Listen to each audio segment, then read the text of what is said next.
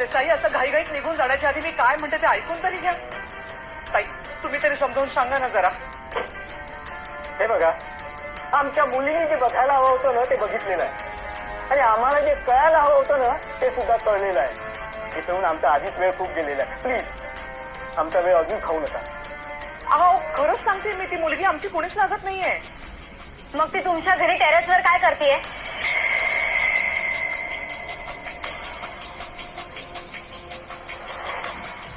अहो, मी तेच तुम्हाला सांगायचा प्रयत्न करतेय की आमच्या अभिच्या गाडीसमोर तिचा अपघात झाला आणि अपघाताच्या वेळेस त्याच्या आधीचं सगळं विसरून गेली ती. तिच्यावर उपचार चालू आहेत. तिला आठवलं की जाईल तिच्या ती घरी निघून. आणि जर नाहीच आठवलं तर तिला? तर माझ्या मुलीच्या संसारात ती लुडबुड करत असणार का? छान कारणी शकता हो तुम्ही.